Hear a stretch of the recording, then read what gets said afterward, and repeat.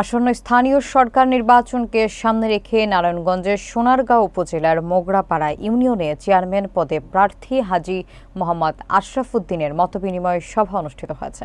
বিস্তারিত থাকছে আক্তার হোসেনের প্রতিবেদনে।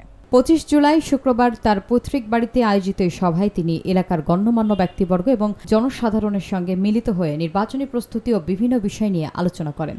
হাজী আশরাফ উদ্দিন বলেন, আমি এই গ্রামের সন্তান, এখানে বেড়ে উঠেছি। আমি চেয়ারম্যান পদে নয়, একজন সেবক হিসেবে আপনাদের পাশে থাকতে চাই। আমার এলাকায় প্রতিষ্ঠিত একটি প্রতিষ্ঠান নিয়ে হয়তো কারো অভিযোগ থাকতে পারে, এজন্য আমি সবার থেকে ক্ষমা প্রার্থনা করছি। আমি আপনাদের ভোটার হিসেবে দেখি না, আপনাদের সবাইকে আমি কর্মী মনে করি। সবাই মিলে নির্বাচনে কাজ করার আশা রাখি।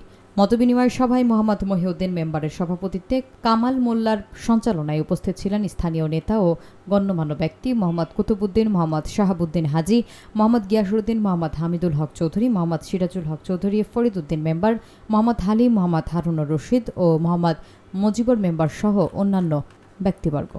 আমার ছোট ভাই এই নির্বাচন ও শুভাকাঙ্ক্ষী বন্ধুগণ, আসসালামু আলাইকুম। আগামী নির্বাচন পর্যন্ত যেইভাবে হোক আমি এইখানে 2016 সালে ইন্ডাস্ট্রি করছি। এখানে অনেকের জায়গা ছিল, আমার সাথে হয়তো অনেকের দু একটা দ্বন্দ্ব হইতে পারে বা কোনো কিছু হইতে পারে পথ চলার ক্ষেত্রে। সেই জন্য এই বরাবর দেশে আমি আপনাদের কাছে 2 হাত জোড়া মাপ চাই।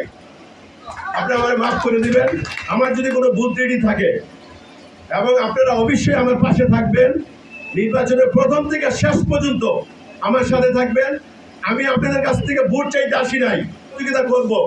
আমি এখানে নেতৃত্ব চাই না, আমি সেবা করতে চাই।